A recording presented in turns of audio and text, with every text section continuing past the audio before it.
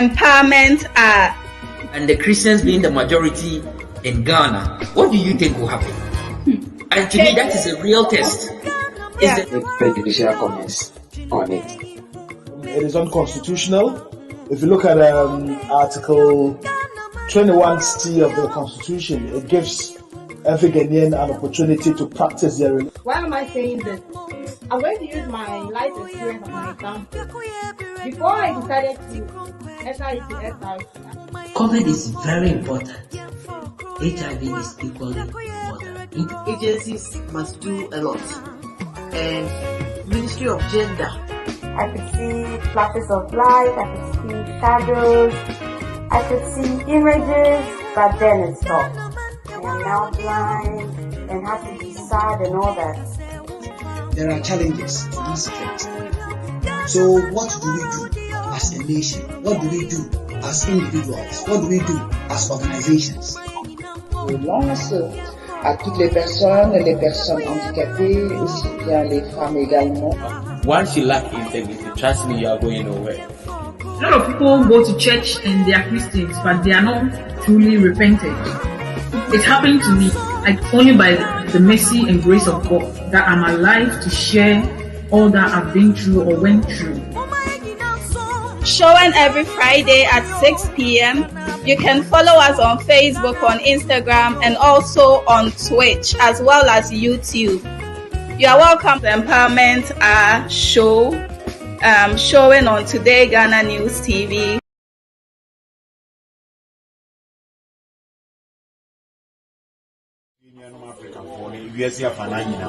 Let me say a tonfish, I won't do the brave, your monk your fish, beat to say catfish, your catfish your rahu, your barracuda, your tilapia medium, and your big size, and your red brim or air cleaning dada, and your ain't clean here, and your fish friend egg fish, and your mackerel, and your croaker, and your snappers, clean one, unclean it, and your sea bream. Fish there, I won't do be pray. Means me will go in cry. You will not be on a one casaoba. The giddies open yet the open. You dear, your bamo papa, your bamo baggy pa, you give this a beba there.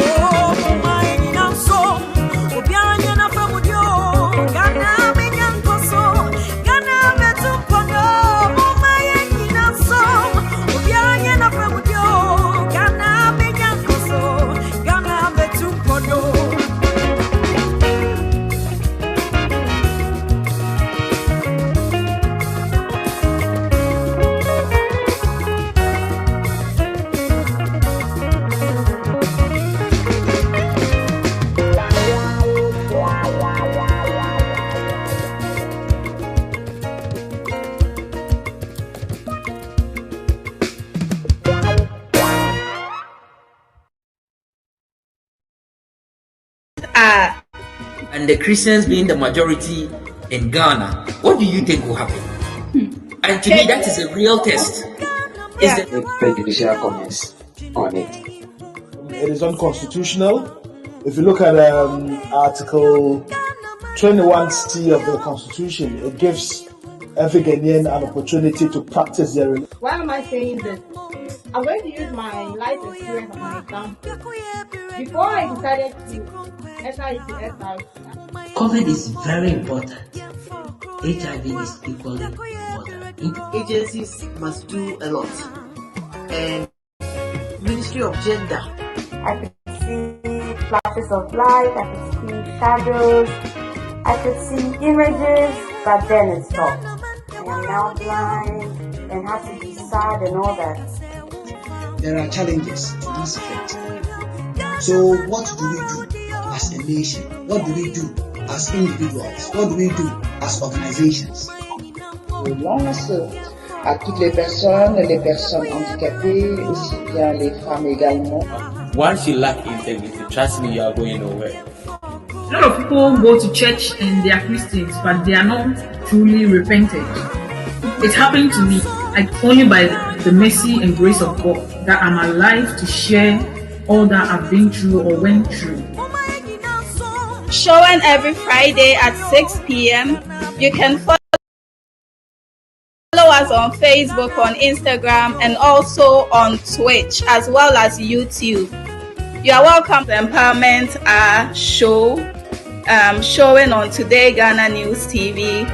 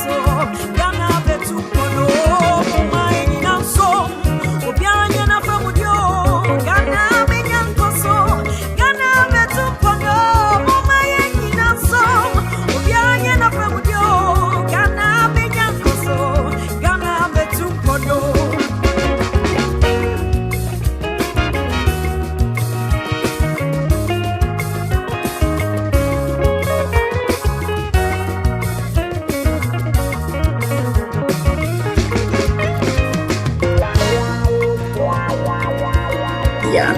And I must say, my show. Almost $300 million. So the show has come to stay. Mumien na yesu. Na yentiche o man. Na wonso oni nipa. E daddy e Ghana for dia. Enye BP dia. Enye NGT dia. Enye obi bia dia. Because what to near mom and affecting all this. Full prices now what they buy. Yeah, I check any Sipoka, Boko for Ghana card, according to Dani Bikram and Asa. Mene wo ka say ya yeka. You know, you see, a china, it's pa, and this is what that will make kind. When I make a draw. Mo say mo share so mo Facebook, na Instagram, na YouTube, na Twitch, TodayGhanaNews TV, Anchor FM. Yechia Ghana Food. My show is your show because a Ghana 80. And I show that to me is my show. And that will be asking.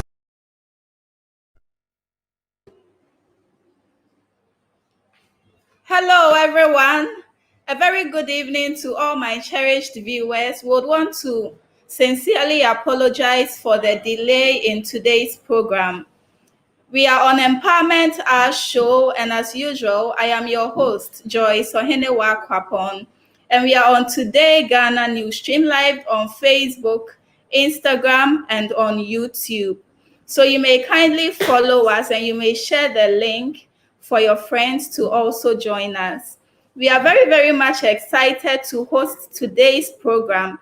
And today we have a very interesting topic with interesting and amazing personalities who would share their views entirely on mental health. I know that you are very anxious to listen to today's discussion, and I hope that you learn a lot from today's program. Okay, so time is already fast spent, so I'll quickly proceed to introduce today's topic as well as my guest for tonight. So if you could kindly spare me a few minutes to listen to this synopsis, after which I would speedily introduce my guest and then the program would commence. Okay, so I want to find out from you, what comes to mind when you first hear of mental illness? Is it a naked man roaming on the streets? Someone talking to himself? Or an aggressive man attacking people? Today, we will demystify mental illness, discuss the whats, the whys, and the hows of mental health, all encapsulated in the topic COVID-19 pandemic has brought on board heightened issues on mental health and the well-being of every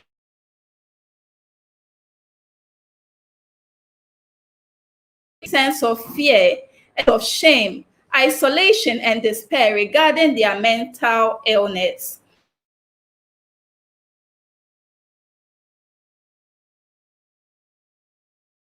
Then some of them are terrified, cowed, and get help because they feel it may affect their relationship and their careers. So we at Today Ghana News TV believe that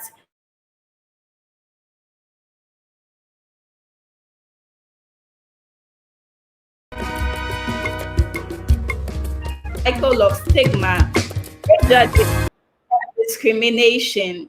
It's on this basis that we want to add our voices to the mental health discourse. I would want to quickly introduce my panelists so that we would set the ball rolling for today's discussion. And the topic for today is our mental health in a pandemic. So I have with me Beatrice Aram Ayedi, and she's the brand ambassador for GitHub organization. And she past Greater Accra NASPA General Secretary and the Vice President of NASPA Kone Kantamanso Municipal Assembly. So Beatrice Ayedi, you are welcome to Empowerment Hour show. We also have our second guest for tonight, Christiana Angwa. And Christiana resides in the US and she's with the United States Navy. She's also the co-founder of Safe Haven for Mental Health, which is situated in Ghana. So today, as you can all see, we have a lot of panelists on the show. So we'll have various perspectives when it comes to mental health. So the third person on the show is the only male in our midst, and he's in the person of George Grant, who lives in New York and holds an AS in community health whilst working on a BS Health Service Administration. He's also the co-founder and director at Safe Haven for Mental Health in Ghana.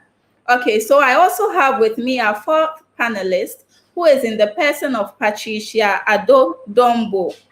And she's a licensed master social worker who graduated from the NYU Silver School of Social Work. She previously graduated from the University of Ghana with a bachelor's in social work, minoring in political science. She has years of experience and works both as a psychotherapist and a social work supervisor at Catholic Charities Community Services and the Jewish Board of Children and Family Services. As a social work supervisor at Catholic Charities, Patricia supervises the social work student interns and the case management staff at the Central Harlem site. Patricia provides therapy to children, teens, and adults engaging in both individual and family sessions. She specializes in trauma, depression, anxiety, and other chronic mental health disorders. She's trained in trauma-informed care, CBT, and also motivational interviewing and more. Her goal is to assist people in achieving a better understanding of themselves and looking forward at their health from a more holistic point of view. So, Patricia, you are welcome to Empowerment Our Show. Thank you. I'm excited to be here. We're excited to have you too. And also on our show tonight, we have a very brilliant young lady who believes that having a mental health issue is not a sign of personal weakness, but a sign of strength to ask for help and support. She will share her journey with us. She's in the person of Esinam Abradra, and she's a bold and versatile young lady. She's currently the project coordinator for Mental Health Society of Ghana, and she's passionate about mental health and an advocate, a speaker,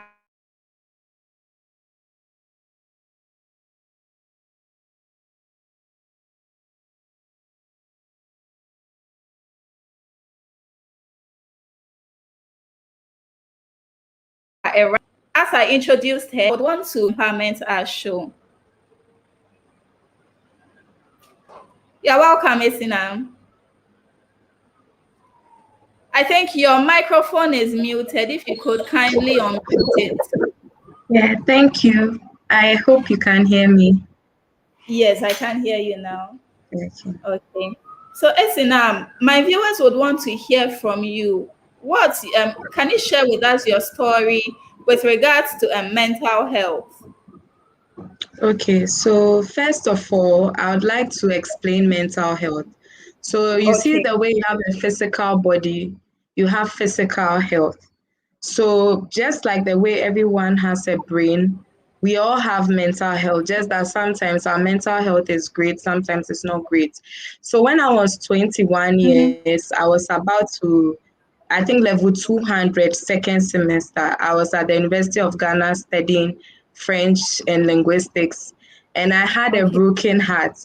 Just that I didn't handle it well. I didn't know that I was putting a lot of stress on my brain by getting worried and not handling the depression. I didn't even know our school had a counseling and placement center where I could go and talk about it. I just kept it to myself, just told one person what I was going through. So that my friend was the one who came to my room to take care of me, make sure I eat, I take my bath, make sure I go to lectures and all that. But at school, you can hide how you are really feeling and what you are going through. So when I came home on vacation that June in 2015, till August, I was at home and my parents realized there was something different about me. but they just couldn't understand. So we all thought it was spiritual. Somebody is doing me, somebody who doesn't want me to prosper. So we moved from church to church, and it's like church helped in a way, but it was never a lasting solution, because what was happening was a physical situation too. And so in August, I started seeing a psychologist. But you see, a psychiatrist. One thing was that he didn't tell me I had bipolar disorder. He told my parents that I had a mental health condition called bipolar disorder, which is a mood disorder made up of two sides. We have the extreme highs and the extreme lows, meaning that I'm switching from both sides. Swing. It's like a swing. So sometimes I'm very hyper, sometimes I'm very depressed. And so because I didn't know my diagnosis, when I was told that I had to take medication, I was very angry, because this was 2015. I didn't even know one person who had a mental health condition. It was like a death sentence, because all my friends are okay. No one is taking any medicine to live a normal life. So for a whole year, I was non-compliant with my medication. So at home, my parents were sure I take the medication. But when I go back to campus, and now this time I was in my third year in the university, it was a very challenging year for me. And if let's say they diagnose you with malaria and you are told to take your medication for 7 days and you don't take it well, the sickness comes back and comes back harder. So that was what was happening to me for a whole year. And so I met a new doctor who told me that, she's called Dr. May Cullen Caesar. She told me that, look, Esna, this is not a death sentence. I'm assuring you can go back to school, you can live a normal life, you can be happy again. And I used to look at her and say, are you sure? Because in Ghana at the time, when we talk about mental health conditions, it doesn't look like anything that's cause for hope or anything like that. At the time, I didn't even know the owner of CNN, Mr. Tetena, had bipolar disorder. I didn't know Mariah Carey, Jennifer Lewis. A lot of popular people had these conditions. All I knew was I'm in Africa and I've been given a death sentence, and that's the end of my life. And I was very angry at God for a long time, because I didn't understand. I used to tell God, I serve you, I love you. If you wanted to give this thing to someone, you should have given to someone who doesn't love you or care about you. So I was in that situation from 2015 to 2016. Then one day I was at home on my 2016 vacation waiting to travel, because I had a scholarship opportunity to go to Benin to study French for 9 months. And whilst I was at home, I was just listening to a podcast on my phone. I attend Lighthouse Chapel International. So our presiding Bishop Dag was speaking on a podcast titled Wisdom 14. And he was talking about how, I'm going to just use a name so that we can follow. So he was saying, he has this doctor friend called George. And George is married to Mary. But the thing is that Mary is always fighting with George's mother. George is a doctor, all right. He doesn't understand why his wife will be fighting and quarreling with their mother all the time. So George made up his mind that, okay, look, I'm going to divorce my wife. It's becoming too much. Then one day, Mary exhibits a trait which makes him realize something. He remembers his medical school notes that, Mary could be having a mental health condition. So he takes Mary for mental health treatments. She's fine. She's back on her feet. And Bishop Dag was saying, no, a lot of mental health conditions, a lot of women experience it. Even though 25% of the population suffers from mental health conditions, and the World Health Organization also estimates that 1 in 4 people experience a mental health condition in their lifetime. Most of the people who suffer these conditions are women. So when I heard that, I said, okay, look, for a whole year, I've been refusing to take my medication. Let me give it a try. When I travel, the first day I arrive, I'm going to start taking my medication. So I was abroad in Benin for a whole 9 months. I was taking a medication. My grades started coming better. I came back to Ghana. When I came back to Ghana, I had to resit 3 courses I had failed. Not because I'm dumb, but because when I was misbehaving on campus, I wasn't I wasn't going for lectures. I was always getting in debt. People were gossiping about me. I was like the talk of the town, and I was changing. Everybody knew when I dressed, I cover up. At this time, I was dressing seductively. I was just a whole different person. So when I came back, I told myself I'm going to give myself a new start. I didn't even tell my roommates I had a condition because with my first roommate, I told her, and I'm not saying telling people about your condition is bad, but it depends on who you are telling. Because Exactly. the moment people find out you have a condition, they base your every action on the condition. So I always tell people, look, before bipolar disorder, I'm human. You can't Yeah. pinch me and not expect me to react. I react because I'm human. But sometimes when you react, people think, oh, it's the bipolar that is speaking, it's the bipolar that is talking, and it's very wrong. So with my new roommates, I never told her when she sees me taking this my pill box with my medication. As you can see, Wow. it's labeled from Yeah. Sunday to Saturday. She saw me taking this. She never knew why I take them, what I take them Mm-hmm. for. One time I think she asked and I told her, I take it to sleep. I didn't want to scare her or anything. I also didn't leave my medication anywhere for her to see and become curious and want to know. Because she was a biochemistry student, I didn't want to put her in that position. So when I finished school, I told her, look, Akwele, this is what I live with. And when I finished school too, young girl, I think I was about 23. I started my national service at a school in Michelle Camp, and my headmistress was very supportive. I didn't even start national service in August like everyone. I started in October because when I came home, I was having relapses. Relapses is when a sickness comes back and comes back harder. So I had to start later, and I observed my headmistress for a while. When I noticed her motherly instincts, and I told her, look, this is what I have. And she's like, okay, whatever I can do to support you, I will do that. So I tell her, okay, Monday I go to Kolebu for my psychological treatment. Fridays I want to take the day off, so I only come to school Tuesdays, Wednesdays, Thursdays, because I have 3 classes and teaching: class 4, class 5, class 6. So I did that for my national service. It was very, very relaxed. And there were times, I'm not saying the journey was easy because road to recovery is very bumpy. This was like my second year of recovery. So there were times I would send her a message, oh, Hajia, I can't come to school today because my tummy is hurting. It was a blatant lie. I was just depressed. I was stuck in bed or stuck in my bathroom. When my house people ask, I moved to another house. When they ask, I say, oh, today my school is going on an excursion. Very blatant lie. You see, when you're depressed, I've not talked about the mania. You see, when you are manic, the manic episode, the high side of bipolar, you have Yeah. racing thoughts. You are very high in energy, very confident. Your inhibitions are low. Inhibitions are like, so like I've come to this meeting. I wouldn't take off my top, but someone who is manic doesn't care when we raise their top up. So I with mania, I'll be getting in debt, I'll be owing people, I'll be making statements that like, let's say I'll just be there and say, I think I should travel today to US. Meanwhile, to maybe I don't have a visa or anything.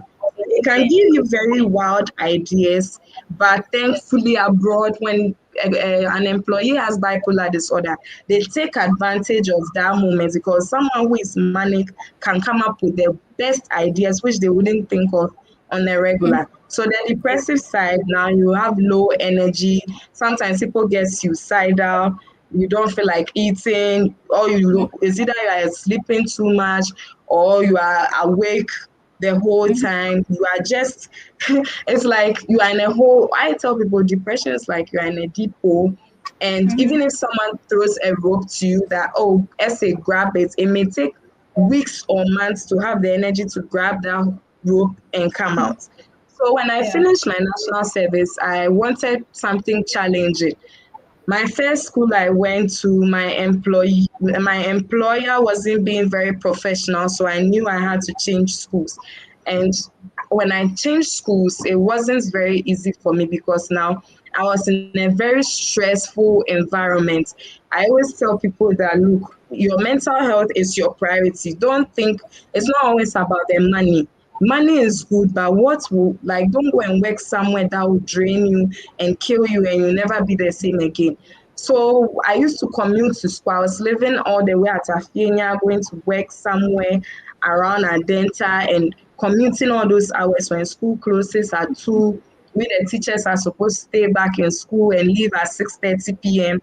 And you see, my medication is tricky. You can't take, there are days you take it, you will fall asleep immediately. There are days you take it, you might not fall asleep. So I have to, the best thing is to just get home and then take the medication. And mind you, I was sitting in church all the whole time with strangers. It's very risky to take my medication in the car. And so when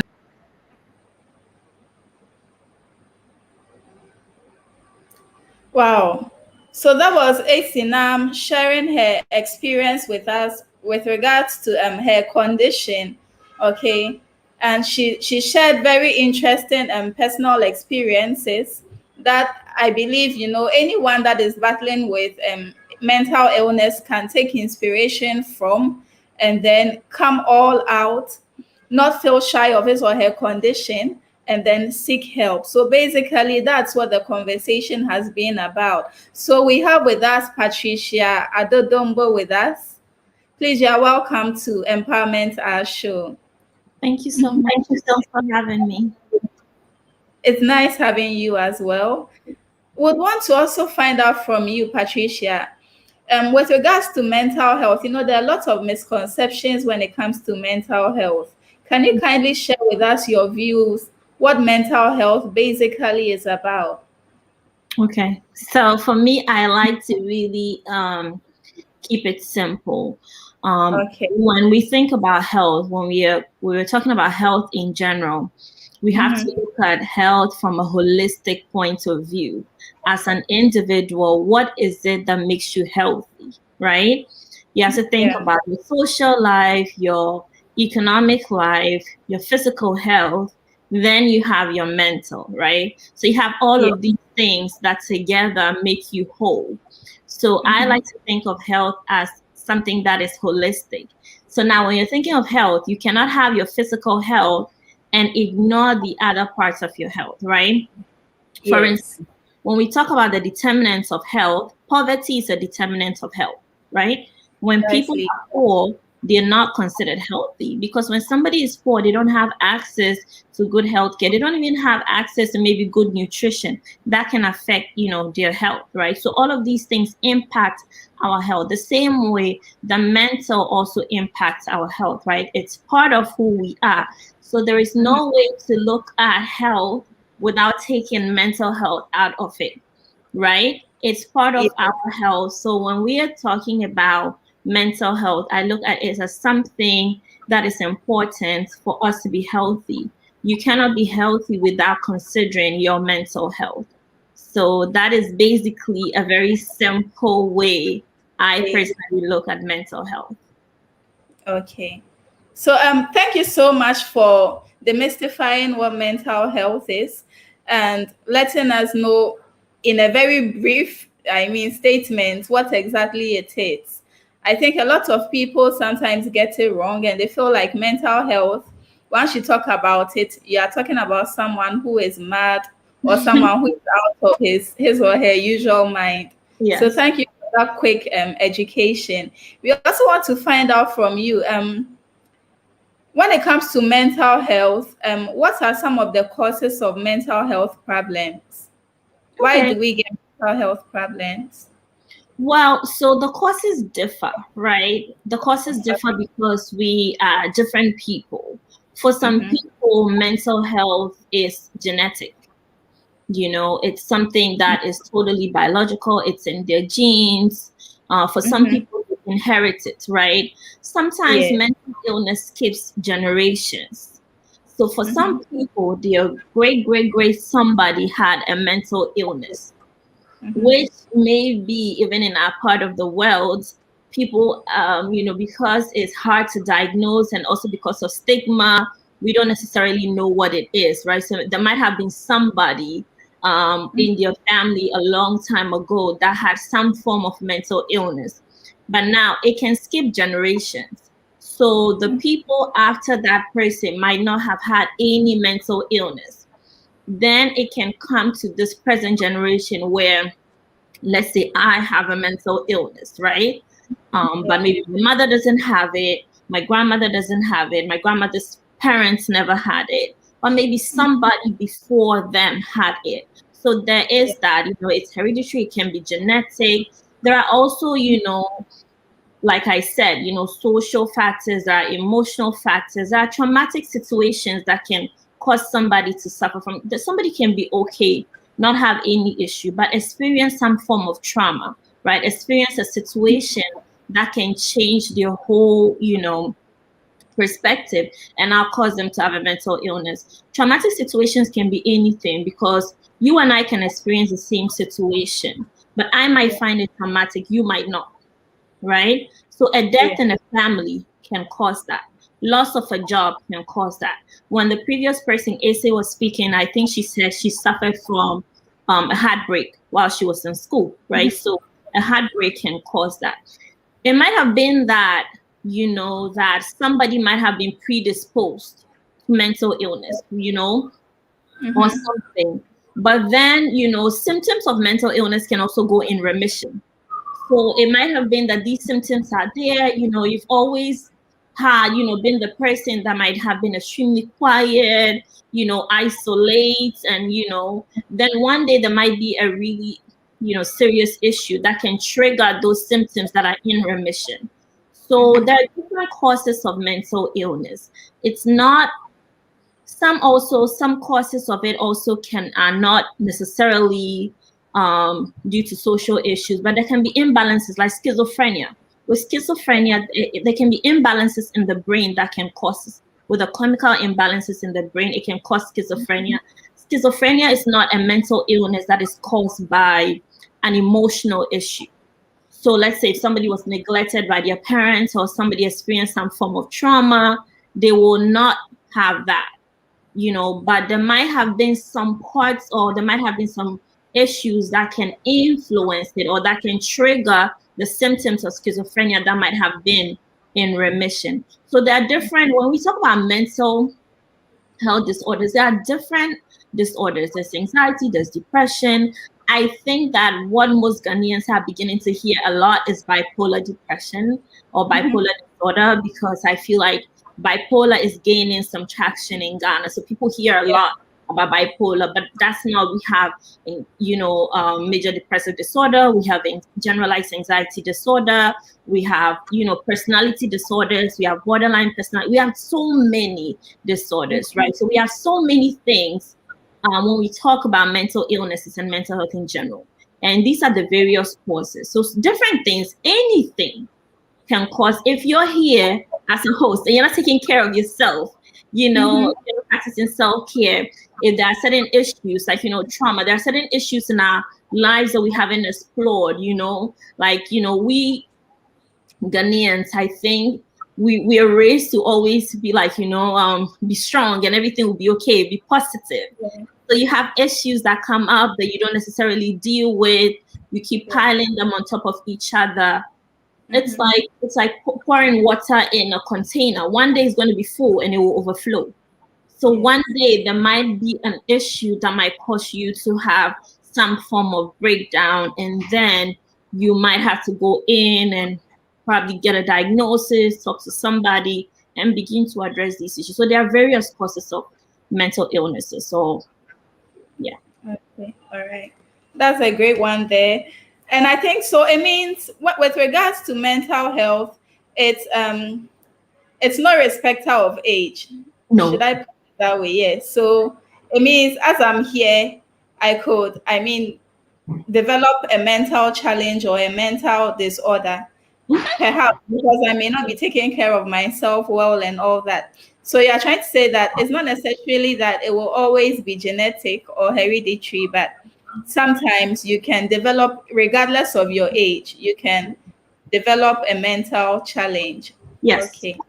Okay. All right. Thank you so much for that education. I also want to find out from you, the COVID-19 pandemic has brought a lot of challenges to people, to their finances, to their livelihood, to their what should I say, their standard of living and all that.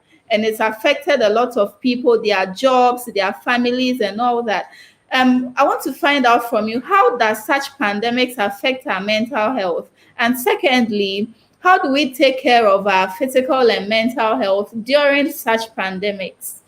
Okay. So let me answer the first question, and then you remind me if I forget about the other one. Yes, remind me. So the first question is, how do we take care of our mental health during a pandemic, right? So yes, so with this pandemic, this is such a great thing. I don't know if people recognize what we've just gone through, right? I think at the beginning of the pandemic, I used to hear people saying, oh, we have all this free time, learn a skill, do something. And I made a video and I put it on Facebook and I said, you don't have to do anything. Surviving this pandemic alone is you doing something. Staying afloat, right? Staying afloat, taking care of yourself is you doing something. Because all of a sudden we were thrown into a pandemic. We didn't know what it was about. Jobs were lost, lives were lost. So the pandemic brought a lot of grief. And I don't think people have really sat down to process the grief. Now, when we talk about grief or losses, people usually think about losing a loved one, right? So although there are people during the pandemic that have died, and my heart goes out to anybody that lost a dear one during this period. People also lost their jobs. Now, some people did not lose their jobs. They lost their social life, right? So if you are somebody that usually would go out and hang out with your friends or see people or, elderly people now cannot even connect, have that sense of community. And human beings, we were made to connect. We're social beings, so we were made to have connections with people, and even these connections were lost during the pandemic. Now, at my job, one of the things that we were recently talking about is the rate of divorces and the high rates of mental illnesses during this period. And as therapists, what we have to deal with, because now we have so many people who need therapy and are on the wait list.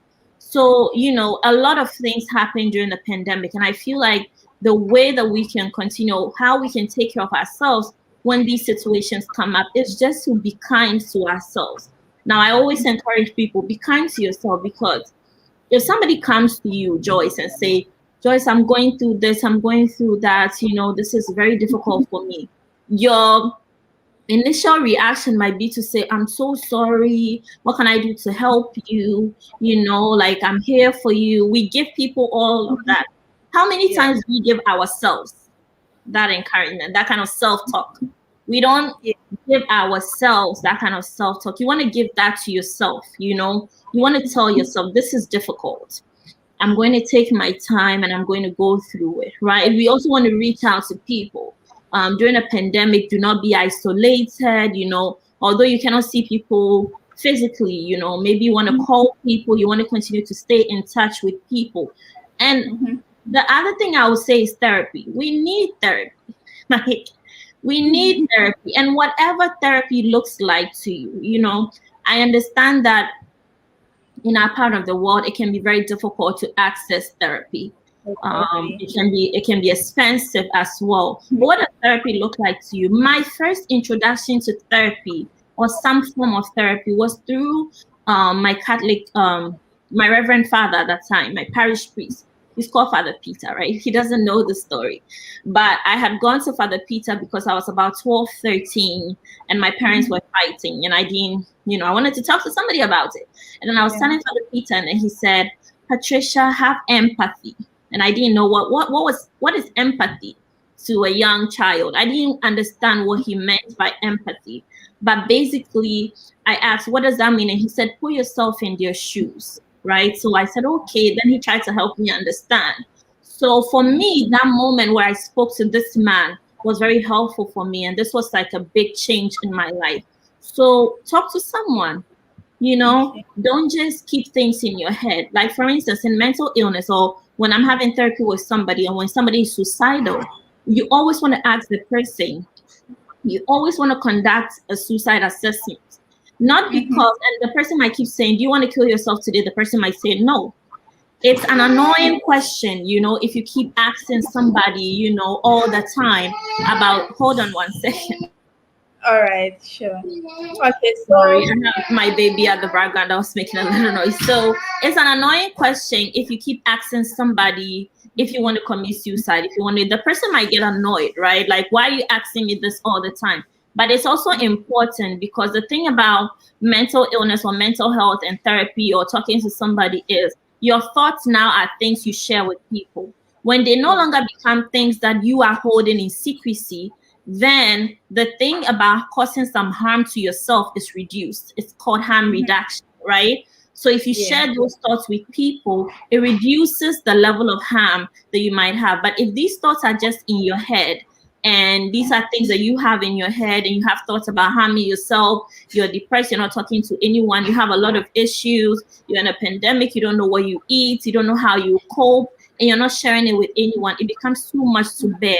And it can be a bit difficult for you. So I would say my advice is, in a pandemic, taking care of your mental health, be kind to yourself, find somebody to talk to, find a support, and continue to stay connected with people whichever way you can do. All right. And I think the second question. Well noted. Okay. So we would also want to find out from you, Patricia, what are some why is it that, let me ask this question first. Why is it that some of us are at a higher risk of getting mental health problems than others? Well, we all go through the same situation that you go through, and they might be able to handle it. Like like Esinam shared with us. People might have gone through a lot of breakup issues and all that, and they come out strong. But then someone else might just go through the tip of an iceberg of what another person might have gone through, and then the person just explodes, or the person's mental health enters into a crisis. So why is it that we all have different ways of responding to some situations? One thing that I always say is that we are all one coping skill away from a breakdown. So hopefully we practice enough good coping skills, healthy coping skills, so that we are not close to a breakdown. But we are different people. We are different people. So how I explore a situation or how it affects me will not be the same way that it would affect you. Just like I was saying, we can all experience the same situation. It might be traumatic for me, but it will not be traumatic for you, right? We experience things differently. We handle things differently. That is one explanation that I can give. Also, there might be, biological factors involved. Now, I do not like the science of it, but there are issues. There might be some biological factors involved there, right? There might be different things. Now, also, do we have some early onset of mental illness? When we're talking about it, and you said, oh, it's no respecter of age. It's no respecter of age, right? We have early onset.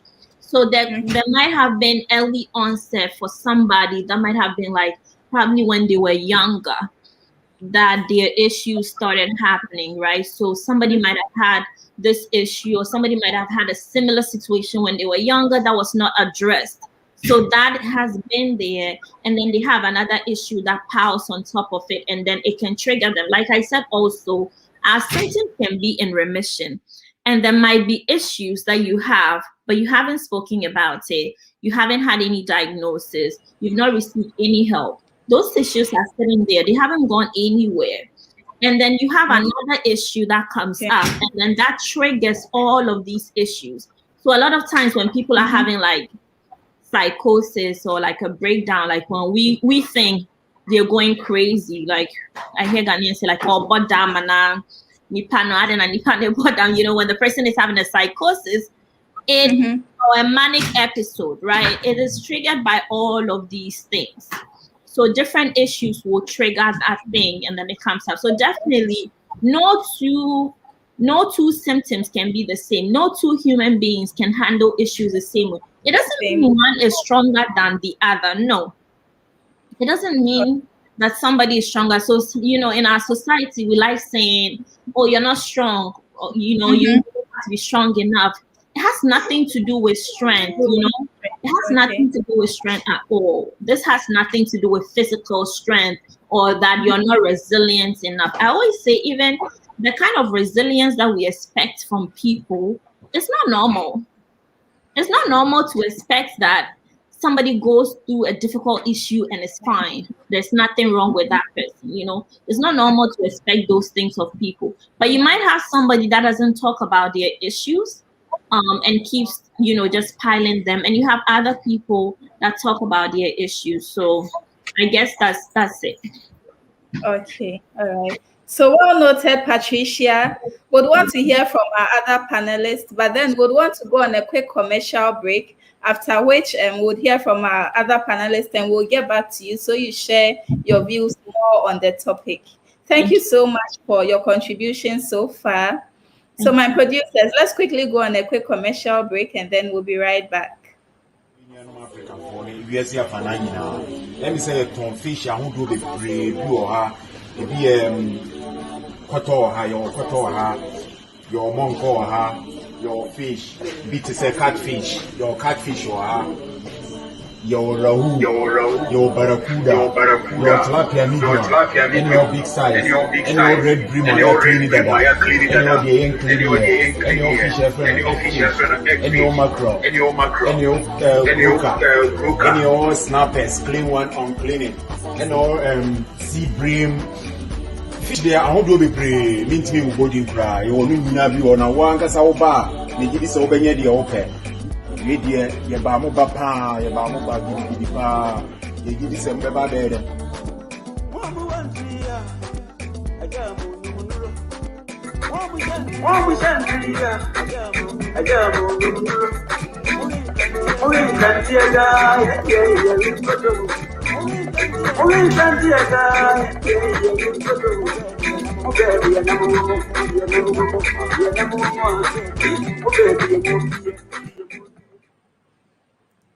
All right, so you are welcome back to Empowerment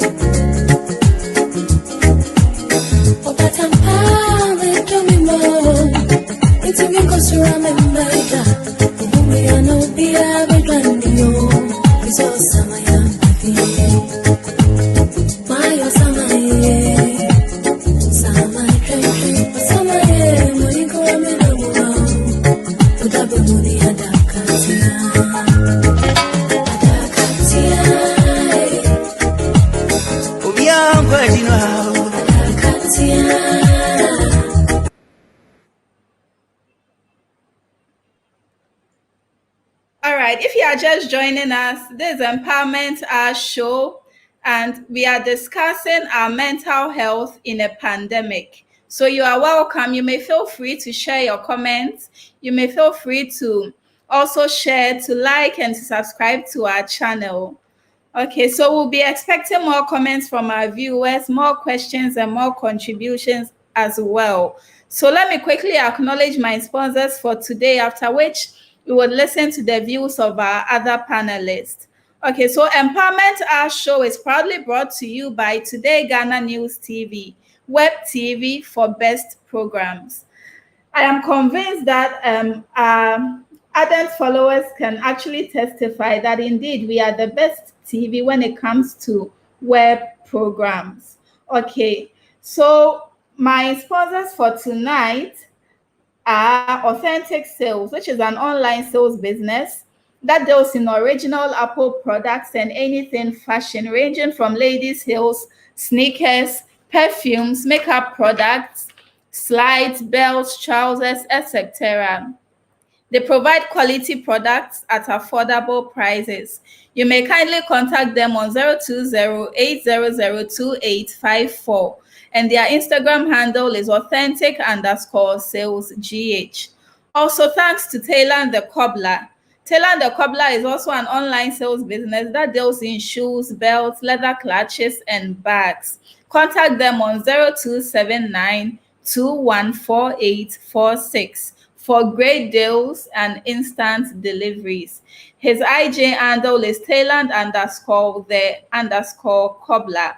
We also have a Frannis Cuisine, and they offer real good and tasty food. For your homemade food, shito catering and services, look no further. We have Jody's Kitchen. Unleash your craves and we will do the rest. Just as their slogan goes, contact them on 079272 79904 for your home cooked meals, shito, small gatherings and parties, and they will sort you out satisfactorily. Okay, so these are my sponsors for tonight. If you're also watching us and you would want to sponsor this show, our doors are always open. So let me quickly engage my other panelists on today's discussion as well. I think we have Christiana on the line. Christiana, you're welcome to Empowerment Hour show.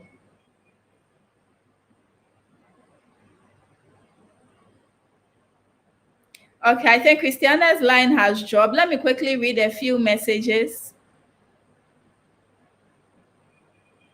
Okay, this is from Patient Darko, and she says, Patricia is really educating us this evening. Watching you on, okay, I'm sure she's saying watching you on YouTube. So thank you so much, Patient Darko, for always watching us live during our programs. We are very, very much grateful. You may keep your comments coming. This is also from Mamie Kia Foriwa Mensa. She says, very insightful, Patricia. Thank you, Mamie Kia. I don't know if we have some few more comments. If not, let's quickly. This is also from Hikima Karim when she says, that's my sis, Patricia. All right. So let's go on. There's Valencia Mawufemo, and she's saying the rate of abuse. I think she's speaking with regards to some of the effects of the pandemic on our mental health. And she's saying the rate of abuse is very high, which I cannot agree anymore. She's absolutely right. The abuse rate has been really increased, and we just hope that things would turn around for our good. Okay, so I think Patricia is on the line and would want to find out more from her. Hi. We've had some submissions and we are still yearning to learn more. Okay, so Patricia, I want to also find out from you, what are some of the warning signs to look out for with regards to mental health? How do we know that it's getting out of control? And when should we think of considering to consult a professional? Okay. Before I talk about the warning signs, I want to speak on the rate of abuse that Valencia shared as well. Great. That is so true, right? I think that's one of the things that divorce rates have been so high during this pandemic. People being in the same space as people. I think all of us being triggered by this pandemic, not knowing what is going on. There are so many stories on domestic violence and other issues going on. And when we talk of abuse as well, I think people always think about abuse as being physical. So people don't even consider the emotional and the verbal abuse, right? Even financial abuse, right? When we have two people and we have somebody holding out money, because money is power. In a relationship, we talk about power dynamics. And always in a relationship, whoever holds the most power is the one that gets to abuse the other person or use it.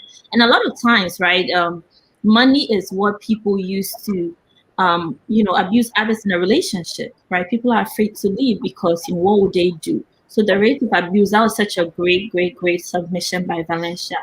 Now, warning signs. What are warning signs now? I think for us, I think in mental illness, or I think in our mental health, the warning sign, you usually experience it yourself, right? That fatigue. So there are so many, depending on what disorder that we are talking about. But I think generally, the warning signs are things that we can realize, right? Like if you're extremely tired, if you're always anxious, right? Anxiety is something that gets stuck in the body. Now, anxiety is your body telling you something fearful is happening, something scary is going on with me. That's our body speaks to us, right? So that's your body telling you that. Now, what do you do when you're anxious? When you're anxious, what do?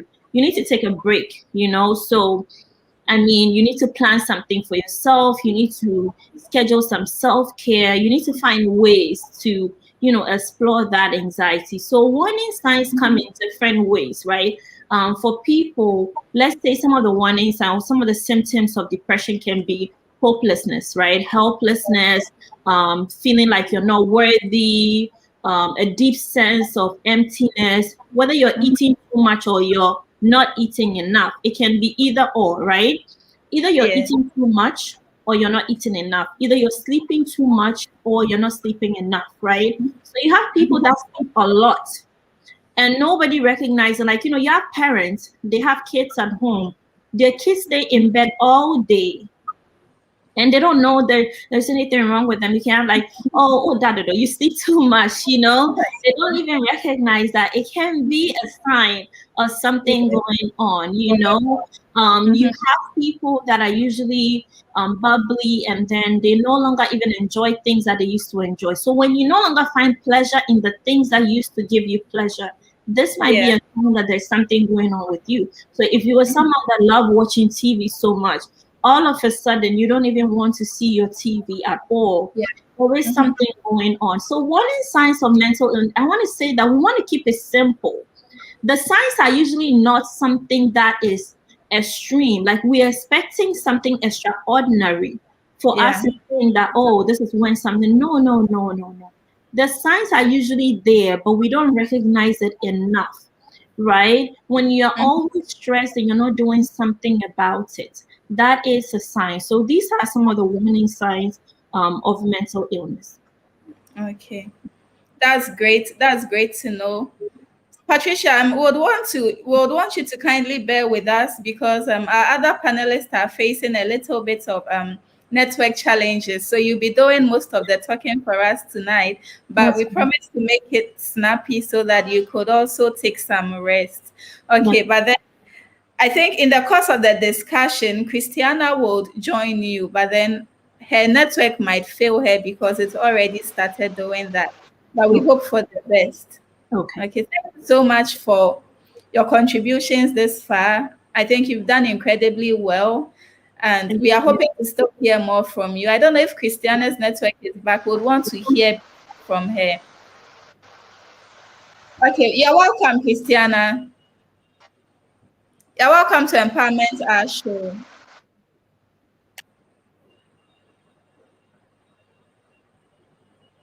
Christiana, you're welcome.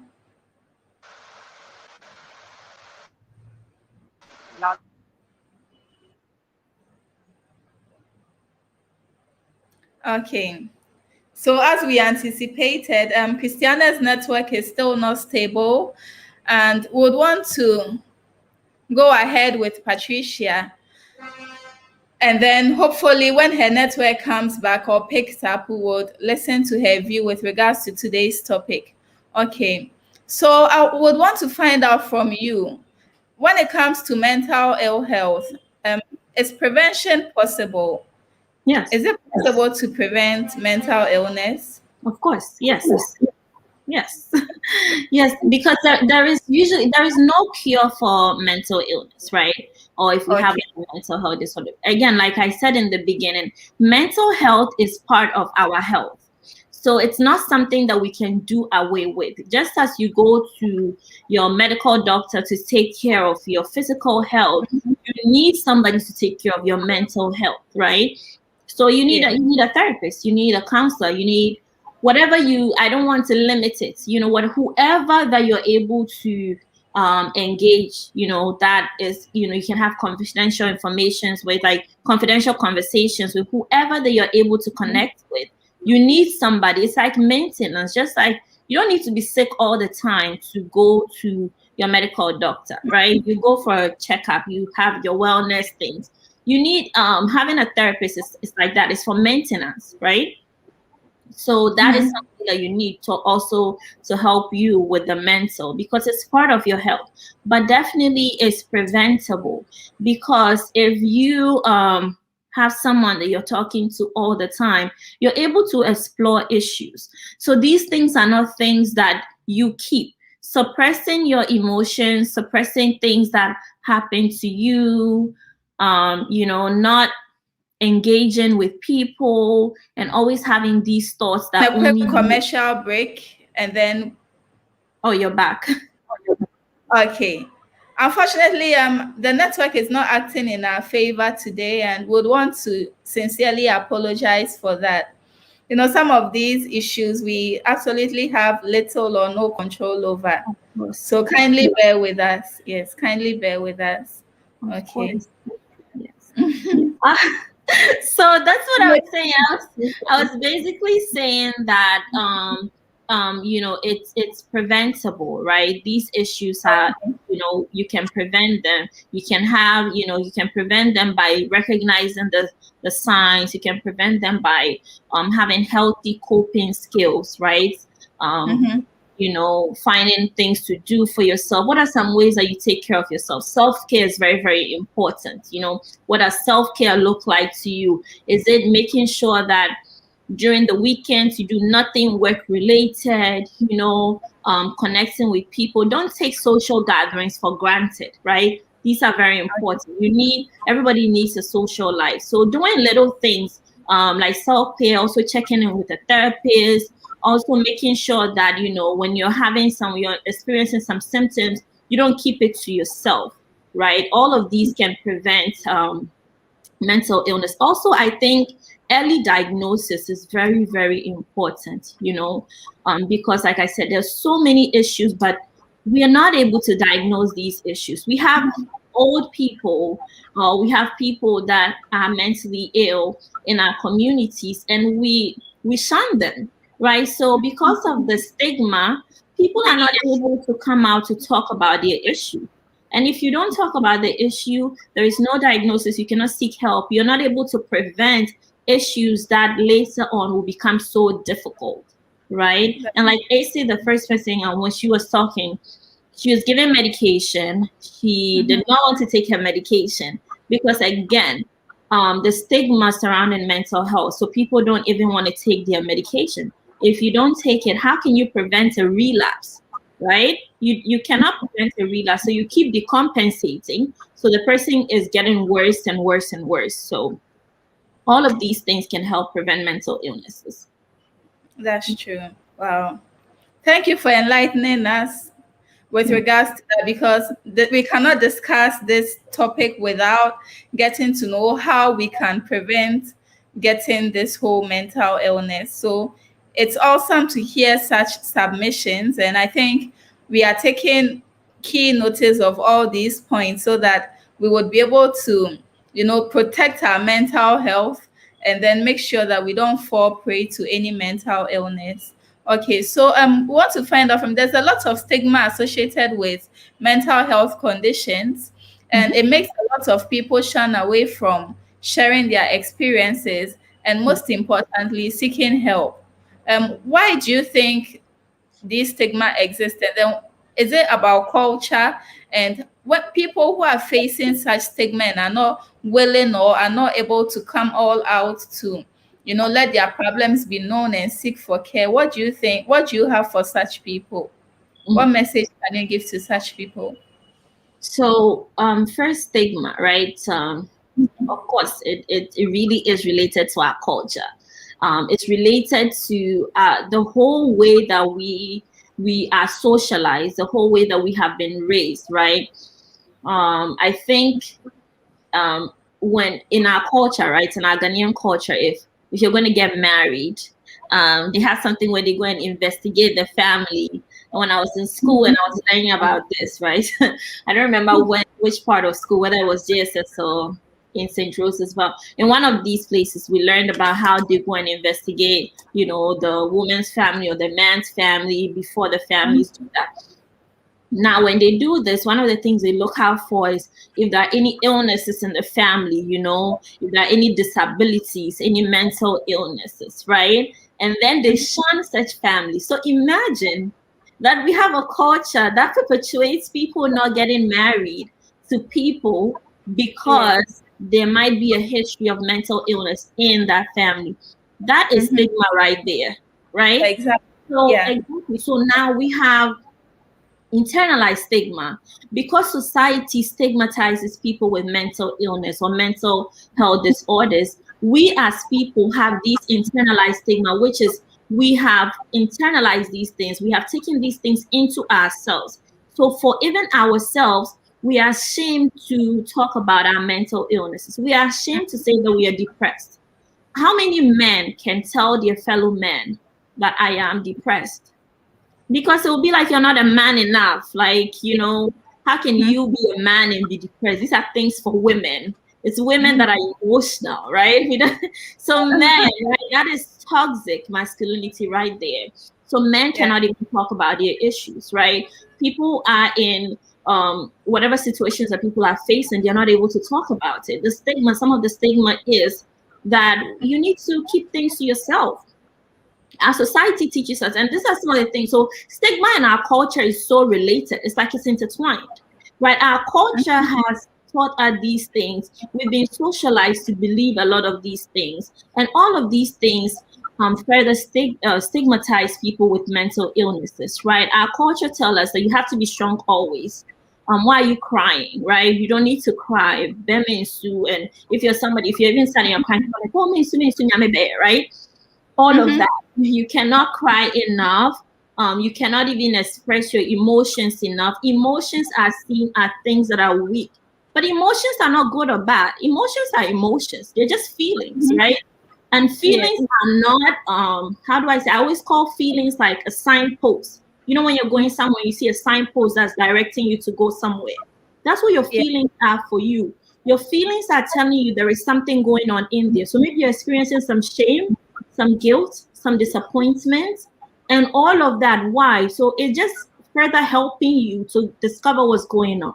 So our culture further stigmatizes us because our culture teaches us that all these things are not important, right? Don't talk about your feelings. Don't associate with people who are mentally ill.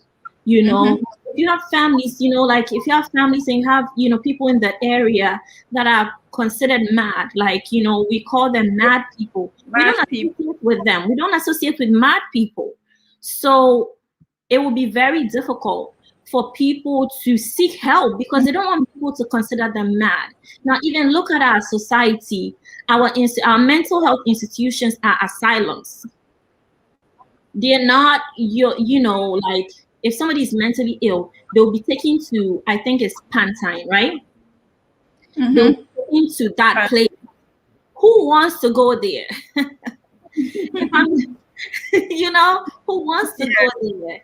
So these are some of the things that we are not paying attention to that further stigmatize people with mental illness. So if somebody is suffering from an issue, if somebody is experiencing some symptoms, how can they come out and confidently say, this is what I'm going through? So for us to come to the point where people can talk about their issues clearly, where people suffering from mental illnesses can seek support, can get the help that we need, I think we have to first destigmatize mental illness. Then we as a people have to be welcoming when we are talking about mental illness, not shun it, because everybody deals with it.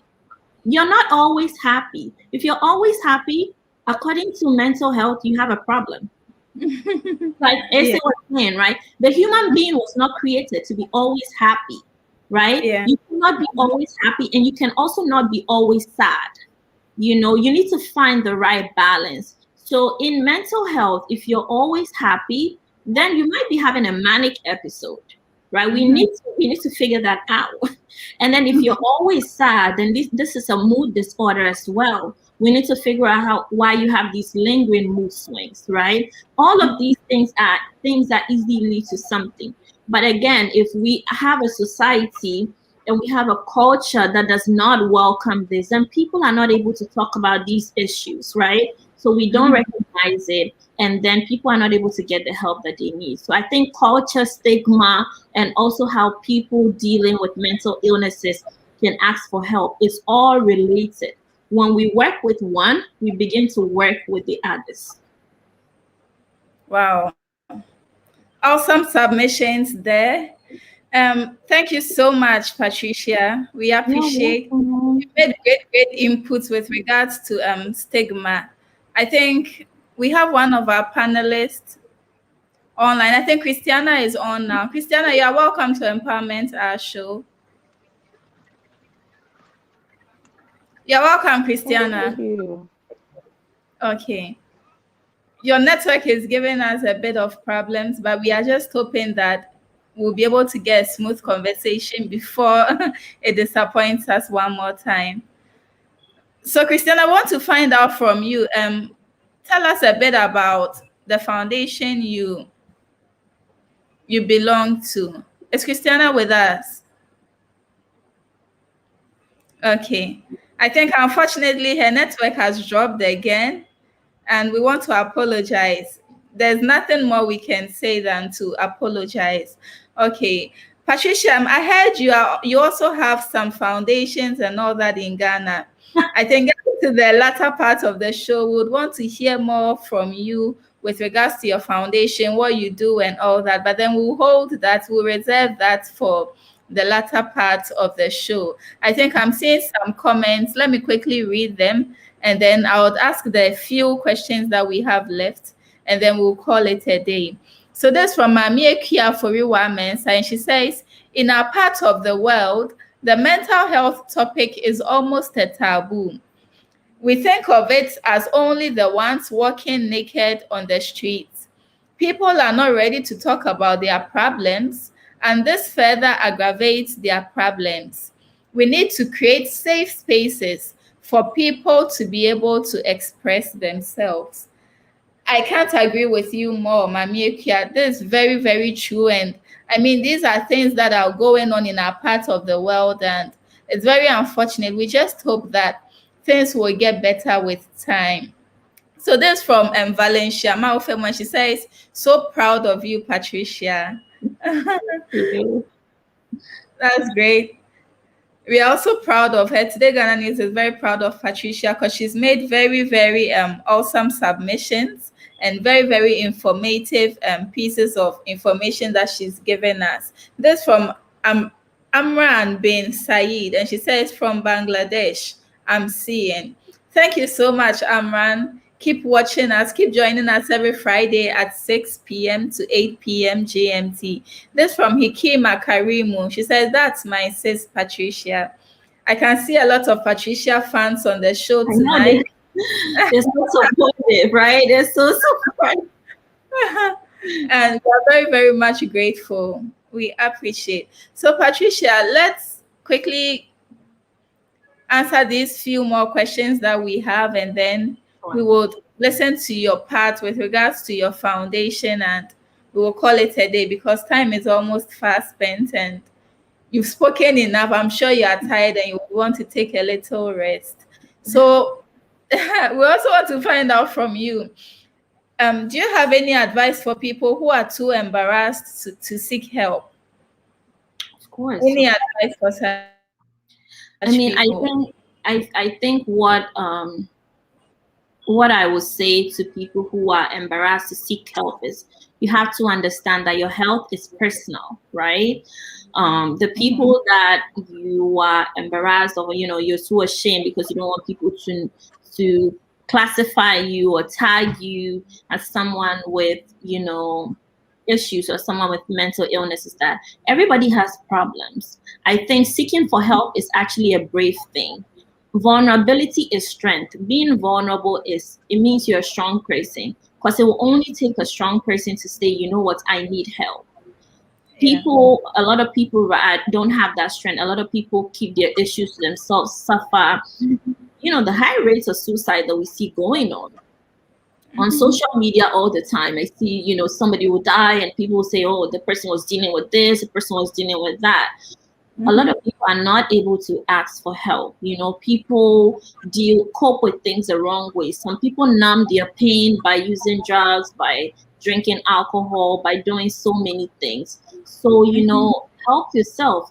Just don't think that you're a weak person if you have to go get help. You're actually a strong person, because it's strong people who take their health seriously. It's strong people who would rather get help than continue to live in pain, right? Issues that are mental health related, they cause a lot of pain, right? Some of the symptoms get stuck in your body, like you're not able to sleep. If you have some paranoia, you're always feeling paranoid. It comes with fear. If you're depressed, you feel a sense of emptiness. If you're having bipolar depression, that comes with manic episodes. You have episodes where you're fine, and you have episodes where you're doing things that are not ordinary, and people are like, oh, look at that nice girl, look at what she's doing, right? So don't look at these things. Take care of yourself. Go get help. You deserve a full life. So that's my advice. My advice is that you deserve a full life. So do not limit it. Do not, think about what people will say and continue to suffer. Get the help that you need and enjoy your life. I guess that's all I can say. That's enlightening. We want to find out from you as well. When it comes to providing support for people with mental health conditions, how can individuals, family, and society in general best support such people? And what actions can we take in this regard? Okay. So there's something called false positivity, right? Okay. That is when people are going through an issue and then they tell someone, and the person says, oh, don't cry, everything will be fine, don't cry. It usually, so to people listening, whenever you feel inclined to give somebody false positivity, I want you to ask yourself, why are you saying that? Is it because you truly want to help the person, or you're uncomfortable with somebody expressing their emotions and you don't know what to do about it? Like, for instance, if people lose somebody and they're crying, you have people saying all sorts of things. Why are you crying? They've gone to heaven. Why are you crying? Someone is dealing with grief and you're there to console them. And you yourself, I'm sure, it becomes very uncomfortable for you, because if suddenly on this show I start crying, what would you do, Joyce? If I start crying as we are having this show, I'm sure you'll be very uncomfortable, right? Yes. So now, you might be pushed to try to tell me something to cheer me up, right? So this is it. The false positivity is that what you're doing is not necessarily for me, but it's for you to sort of settle your discomfort. So we have to think about that. When people are going through issues and they come to us for support, we have to ask ourselves first, this thing that I'm telling this person, is it helpful to them, or it is for me, so that I can deal with whatever uncomfortable situation this is, right? We have to really consider it and be mindful of what we tell people when they come to us for support, right? So, a little grief etiquette, if people are going through grief, is to say something like, this must be very painful. I cannot imagine what you're going through, but I'm here for you. That is enough. That is enough, rather than having that sense of false positivity. How to, support people who have, mental illnesses, or support people who come and, want to get help, or, family members that have issues, just be there for people. Just allow people, provide, like Mami Frewa was saying, just allow people to be vulnerable with you. That is the first step. If the first step is for people to be able to tell you their issues, it's for people to be able to tell you that, this is what is going on with me. And then the next step might be for us to, try to help them, if we have to take them to the hospital, if we have to get them people that can help them. And this is where our leaders come in, right? In our hospitals, how many of them have psych emergency rooms? The emergency rooms, do they have a lot of psychiatrists on site that can do assessments, that can diagnose and help people? Or do we have to just be taking people to Pantine all the time? So when people come to you for support, just listen, be there to listen to them. Do not shun them. Do not give them a sense of false positivity by saying, why are you crying about this issue? This is nothing. This will be fine. All those things that we do that make people suppress their emotions and don't trust us, right? Provide a space where people can be vulnerable around you, where people can talk to you. And I see the comments, that is also true as well. Ask people, what can I do to help you? What can I do for you? How can I help you with this situation? How can I support you? And they will tell you, people know what they need. Yeah. People know what they need, so they will tell you, maybe I just want you to listen to me. I just want you to sit with me. Maybe I just want you to, support me, go to this appointment or do this or do that. People will tell you, people are not, I always tell myself that people will not break, People are very resilient, they've been dealing with a lot of things. They are very resilient. So when they come to you, do not see them as weak. Do not further stigmatize them. Just allow them to be able to talk to you, tell you what they need, and then we can help them. But on the policy level, this is on a personal level, like on a micro level, direct service work. In our societies also, I think our societies, how we can support people is just destigmatizing mental health, right? Let's just destigmatize it so that people can be more open about their issues. And then on a policy level, let's have resources, right? Let's have resources to support mental health. Let's talk about mental health. Let's have a lot of mental health awareness. Let's encourage people to go to school to become, clinicians and be able to support people with mental illnesses. Let's have a lot of psychiatrists, everything, psychiatrists, social workers, psychologists, all of the people that we need to support people, right? When we are talking of hospitals, like I said, how many of our hospitals have psych ERs that we take people to, Yes. Wow, interesting. Okay, so Patricia, I want to also find out how can we make mental health an ongoing priority? Well, I think the answer to that is our physical health an ongoing priority? If our physical health is an ongoing priority, then our mental health should be an ongoing priority, right? And I think that for me, I feel like this is my whole purpose. My whole purpose is to help people understand that your mental health is not separate from your physical. The mental influences the physical, the mental influences the social, the mental influences the financial or the economic, and all of them also influence the mental, right? You cannot think about Patricia and, take away, let's say, my head.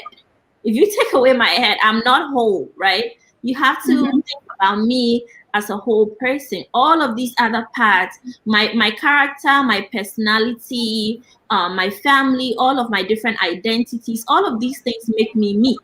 So when you're thinking about your health, you can't take away the physical and say that is the only thing I have to focus on. A lot of people, for instance, go to the hospital all the time, right?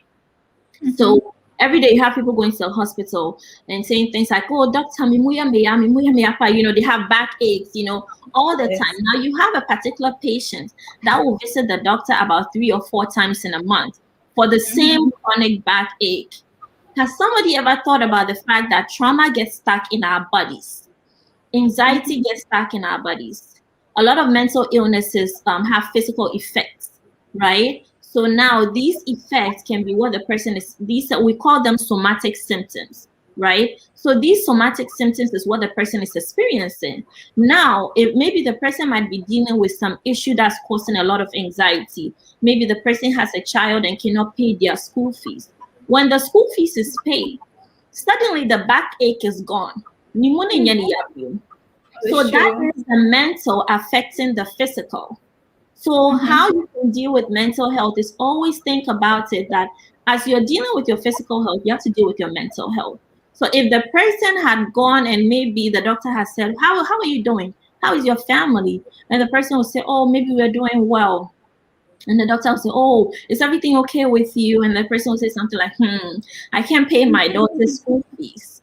Then, as we begin to unpack the issue about the school fees and how it's been causing anxiety, you would realize that the person will leave that place feeling like more relieved, right? So, in thinking about ways to deal with our mental health, we have to consider how the mental health is part of our health in general. You cannot take your mental away from your physical. So as you consider your physical health as a priority, as you consider your social life as a priority, you have to think about your mental health, that it is a priority, right? Make it a priority.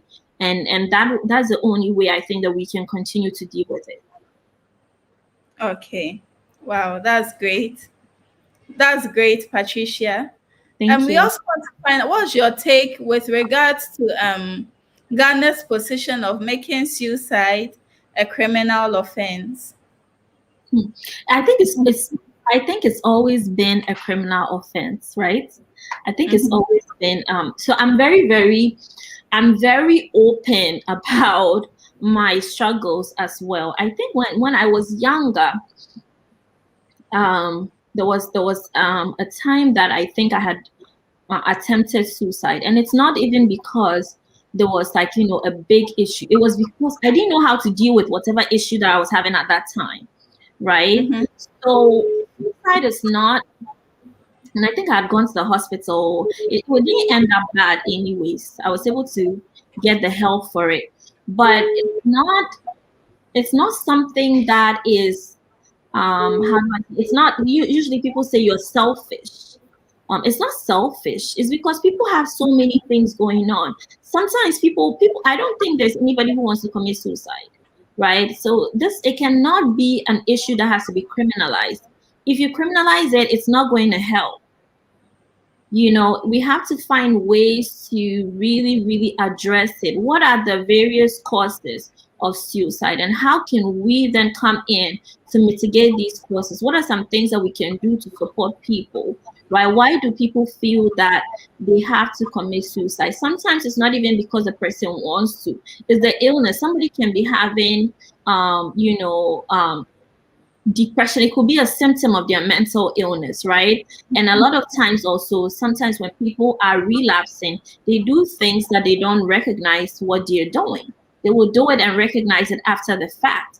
So if the person attempts suicide because maybe the person has not been taking their medication, they're decompensating, they're not doing well. And also even the medication, some medications need to be a certain dose for it to be therapeutic, or for it to get to a point where it's working effectively. Now, some of the medications, do you even know this? That some medications have side effects, which can be suicidal thoughts. Yes. So if somebody is taking a medication and the side effect of that medication is suicidal thoughts, and the person attempts suicide, how can you arrest this person and try to now put them in prison? So criminalizing it is not the way to go at all. That is not the way to go. And I know it's always been a criminal offense, but that is really not the way to go. I think in this modern day and time, now that there's so much awareness, this is not the time to be putting resources towards making suicide criminal. The resources should rather be directed towards helping people work through the issues that might cause them to be suicidal. All right. Okay, that's very enlightening. I think I have about 2 more questions, and then afterwards you may proceed to tell us about what you are doing with regards to mental health and all that. So, Patricia, I want to find out from you, when it comes to providing help for mental health patients, okay, what if the support that we are given as individuals or as peers does not suffice? What other thing would you encourage? Should they seek professional help, or what exactly should we do next? I mean, peer support or family support can never replace professional help.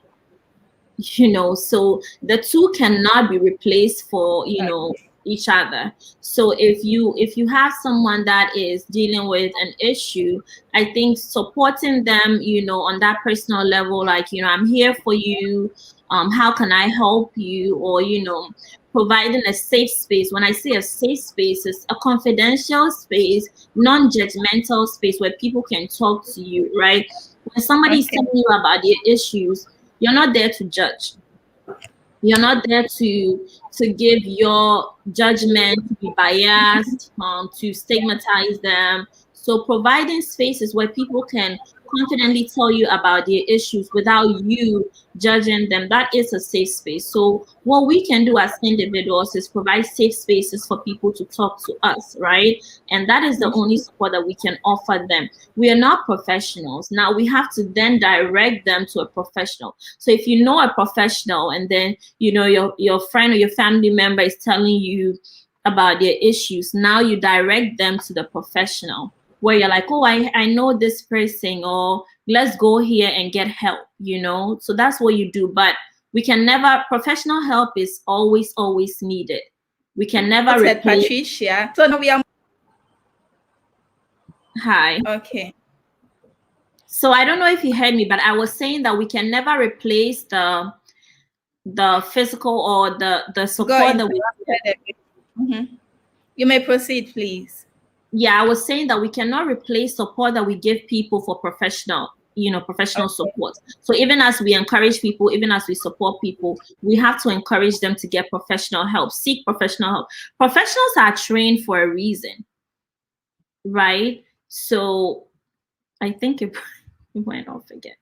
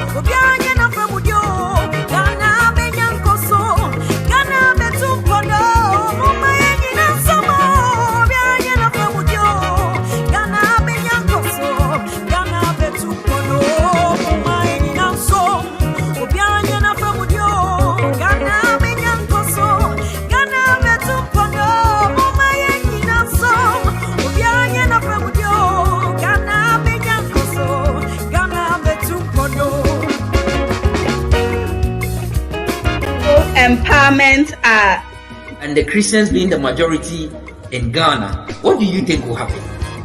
And to me, that is a real test. Make prejudicial comments on it. It is unconstitutional. If you look at Article 21C of the Constitution, it gives every Ghanaian an opportunity to practice their religion. Why am I saying this? I'm going to use my life experience as an example. Before I decided to enter into SRC, COVID is very important. HIV is equally important. Agencies must do a lot. And Ministry of Gender. I could see flashes of light, I could see shadows, I could see images, but then it stopped. I am now blind and have to be sad and all that. There are challenges to this effect. So what do we do as a nation? What do we do as individuals? What do we do as organizations? Je lance à toutes les personnes handicapées, aussi bien les femmes également. Once you lack integrity, trust me, you are going nowhere. A lot of people go to church and they are Christians, but they are not truly repented.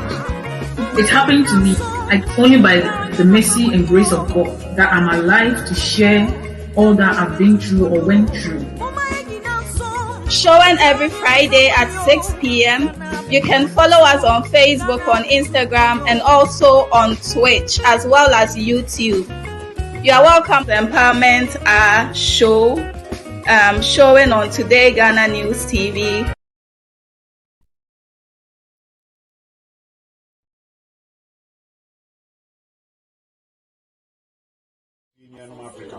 Wiase afana nyina let me say ton fish ahodo bebree bi o ha ebi koto ha your monko ha your fish bi to say catfish your catfish o ha your rahu your barracuda your tilapia medium any your big size any your red brim or clean dada any your the ain't clean here any your fish friend egg fish any your mackerel any your croaker.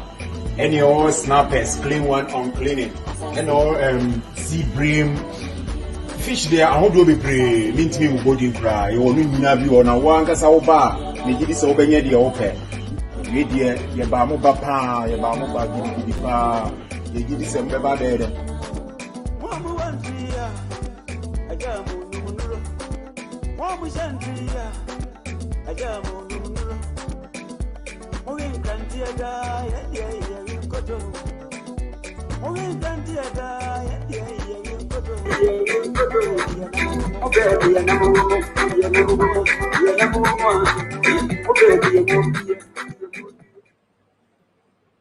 Okay, you're welcome back to Empowerment show.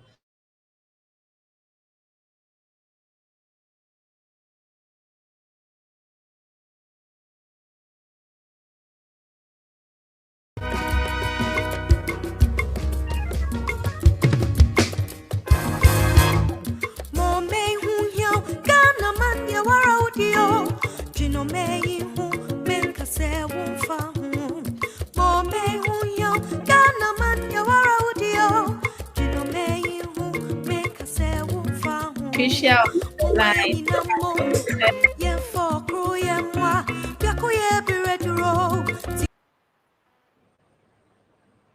Okay, so as I mentioned earlier, we are very sorry for today's terrible network connection. Unfortunately, it's very unprecedented, and unfortunately, we do not have so much control over it. We just hope that it gets better, and we just hope that it gets better so that our subsequent programs wouldn't have to be going on and off. Kindly bear with us for tonight. I don't know if Patricia is still on the line. We would want to quickly round up before our internet fails us one more time. Okay. Patricia, could you briefly tell us about if you have an NGO or what projects are you currently embarking on with regards to mental health? Yes. So the NGO has been in the works for a while now. Okay. We're still working on setting it up. It's a foundation that I've been thinking of, mainly helping women and children, and also providing a lot of mental health education. So that's basically what it will be about. We are still really working on it, trying to make sure that, we're setting it up the right way. I think that's how I got to know Seth a few years ago. I wanted to do like a mental health conference in Ghana. The response I got was great. So many people were willing to support. I think I wasn't able to make the time, but now I'm really planning on making the time. So I think now that we also do things virtually, it doesn't have to be in person, right? It can be done virtually, and everybody can be able to participate. So that's something that we are really thinking about, having like just a mental health first aid conference. What is mental health? What are the things to look out for? Something like that, so people can just begin to have conversations about mental health. I think my goal is just for us to get talking about mental health. Let's talk about it. Let's begin to know what it's about. The other part of the NGO is also supporting women and children. I've always loved the idea of supporting mothers to be able to support your children. A lot of times we have children that don't have support. We have children that are being taken away from family. Family is very important, right? Family is our first introduction to a lot of things. The support that we get from our families can really shape us. So if we can support parents to further support their children, then a lot of the things that come about can be curtailed, right? So I think that's my whole goal, to support. And I think also now being a mother, I mean, now I understand the things that our mothers go through, and how, raising a child is not an easy thing, right? If you don't have support, you cannot make it. So basically providing that support so that, people can just continue to raise their kids and also help their kids through school. And that's just been my goal. I've just been somebody who loves supporting in any way that I can. That's very awesome to know. And then we share a lot in common with regards to helping women and children. I also run a foundation, Women of Legacy Foundation, and we've been doing that for the past 5 years now. And hopefully we'll connect after the program. And Let's do that. Collaborate and do a lot of projects together. It's awesome speaking to you, and we want to hear your final words to people who are suffering from mental health conditions, after which we would call it a day. What do you have for such people? I mean, I think what I have for such people is to understand that, you're a human being, you're human, right? This is not having a mental health condition is not a life sentence. It doesn't mean that you have an issue, that you're cut off from the world. You're a human being. So this is just a situation that you're going through. Seek help. Do not be ashamed. Get the support that you need, and continue to support yourself. And everything is going to be okay.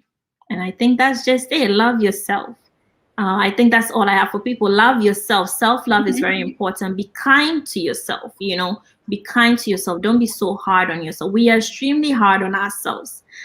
We just need to be kind to ourselves. Just as we are kind to people, we first have to be kind to ourselves, right? So if you have a mental illness, it's not a life sentence. It doesn't mean that you're not worthy. You are a human being. It's like having high blood pressure. You take medication to manage it. If you have a mental illness, it's just like having any other physical illness. You just get the help and continue to manage it. That's it. Great. Those are awesome submissions. Patricia, we thank you so much for making time out of your busy schedule to join us this evening and to share your expert opinion on this topic. We are very much grateful, and God richly bless you. We hope to engage you more. And also, our final words is that from Today Ghana News, we want to also tell all women struggling with mental health conditions that you are not alone. There is hope. So get help, because you have the power within you to recover and to thrive. So kindness matters in mental health. So to the general public, let us show kindness to people who are suffering with mental health conditions. So thank you so much to my audience as well, to my sponsors and to my producers, Mr. Seth Adi and Mamiyama Rosie, and to all my panelists. I thank you so much, especially to you, Patricia, for making time for today's show. God richly bless you. God bless you. As usual, I have been your host, Joyce Ohenewaa Kwapong. And until next time, this is Empowerment Our Show on Today Ghana News TV. Like our page, share, subscribe, and then join us in all our subsequent discussions. Have an awesome weekend. See you same time next week. Bye-bye.